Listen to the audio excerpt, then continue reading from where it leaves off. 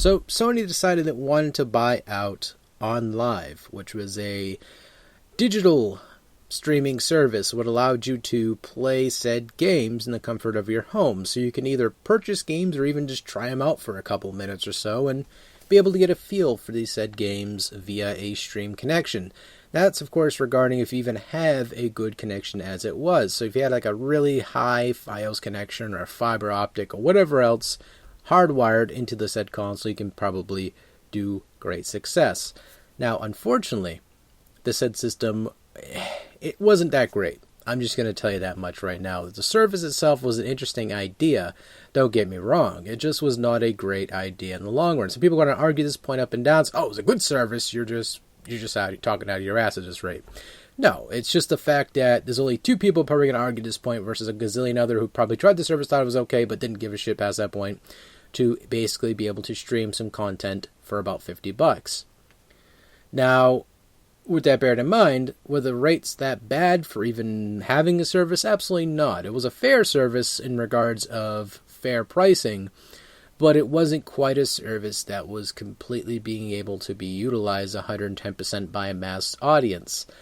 Now, again, the idea of being able to pick up and go wherever the hell you are, as long as you have a good, stable internet connection and be able to play these said games with, almost decent frame rates and all that, was an idea that was worth mentioning or worth noting. But past that point, it just wasn't anything spectacular, because if you didn't have a strong connection, it just made no sense. If you have a wireless connection, it just made no sense unless you're like up the router's ass, then you could probably get a good connection there.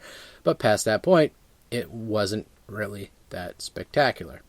Now, April 30th is when the said service shuts down, so basically if you owned any sort of assets on the Onlive service, you're practically not going to have it anymore. That's just it. Sony's not going to care what you think about it. They're just going to simply shut it down. Which, personally, I think it sucks for all those folks who invested money and time and effort into the service. I'm not going to say, they can go fuck themselves.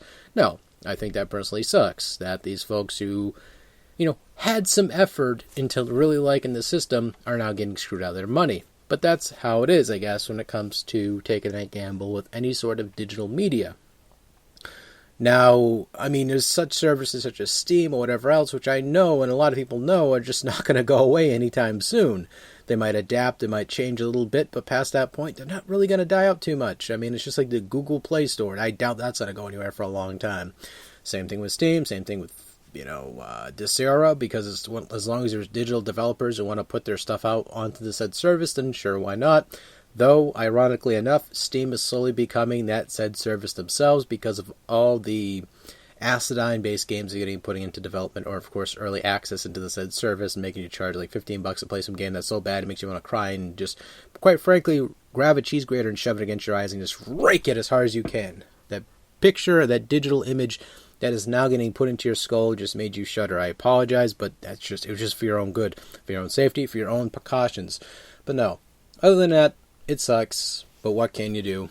I kind of seen this coming too. A lot of people can kind of seen this coming.